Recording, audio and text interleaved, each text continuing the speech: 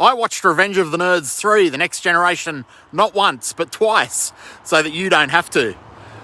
Revenge of the Nerds 3, The Next Generation's a made-for-TV movie that premiered on the Fox cable network in the US and on home video everywhere else. I first saw it when it magically materialised on the shelves of our local video store. This was in the pre-internet era where we had zero information, so you didn't hear much or anticipate most film releases, much less a Nerds sequel. Didn't exactly make mainstream media. These movies just appeared one day in the overnight rental section, and this was the case with Revenge of the Nerds 3. So the basic premise of this one is that the dominant nerd faction of Adams College are under attack. There's a systematic attempt at the elimination of nerd culture from their age-old enemies, the Alpha Betas. So it's up to the new and forgettable generation of nerds like Harold Skolnick and Ira Poppas to enlist help from the original nerds, or at least the ones that weren't above appearing in a quick cash grab cable television movie. So how is it? Well, as I said earlier, my friends and I excitedly rented Revenge of the Nerds 3, The Next Generation, when it originally came out. And to say that we were disappointed, well, that'd be an understatement. But in the interest of fairness, I thought I'd check it out again after a few years, a few decades. I checked it out again a few nights ago. So, Revenge of the Nerds 3, what do I say? Where do I start? Well, Revenge of the Nerds 3, The Next Generation is definitely no Star Trek The Next Generation. The main nerds of this next generation are Harold Skolnick and Ira Poppas, of course. Harold, of course, is Louis Skolnick's nephew, Louis from the first film. And the rest of the nerds are largely forgettable, except for Elvis lookalike Steve Toyota, who's basically the Temu version of Booger from the original two films. We see a few original nerd cameos in this one, of course. There's the aforementioned Booger, there's Takashi, there's Lamar, and of course Louis Skolnick, played by Robert Carradine. So Louis Skolnick is married to Betty Childs, and he's turned from a nerd, from a textbook nerd to a yuppie tech geek, like Steve Jobs or Bill Gates or Elon Musk. And there's also fake cameos from fake nerds in this movie, like Gilbert, for example, and Wormser, but they're not the real Gilbert and Wormser. They're more like the fake Diesel and fake Razor Ramon from WWF, and they're about as interesting or compelling as fake Diesel or fake Razor Ramon were back in the wrestling days.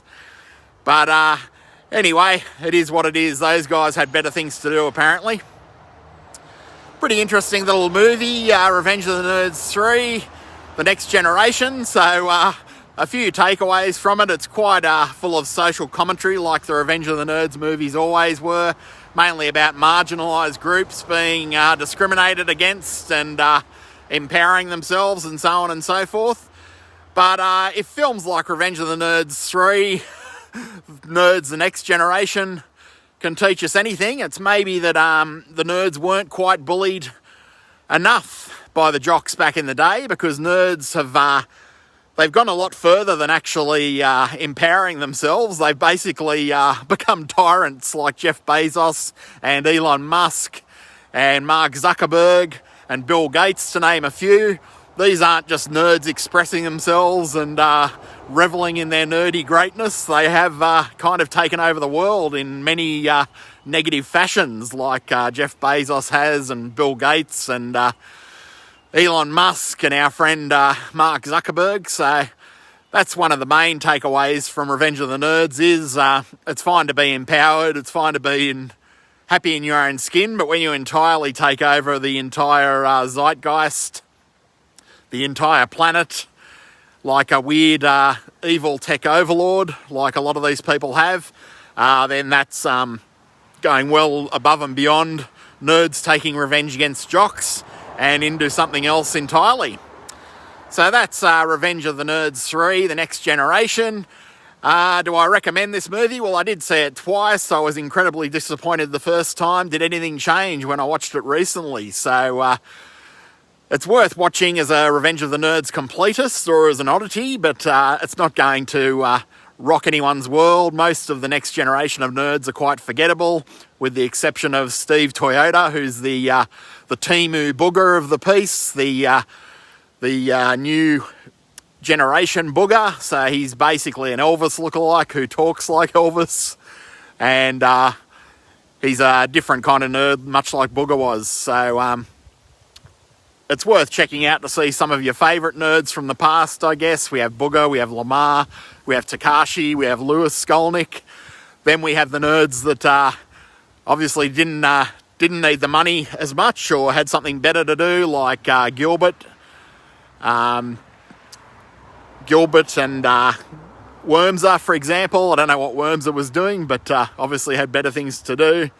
Gilbert was, of course, Anthony Edwards, and he made the career decision while this was being made to go and make a little-known television program called ER instead at exactly the same time. So that's why he declined to be involved in Revenge of the Nerds 3, The Next Generation. And at the time, his Revenge of the Nerds co-stars probably thought he was crazy to choose television over their glorious Revenge of the Nerds comeback.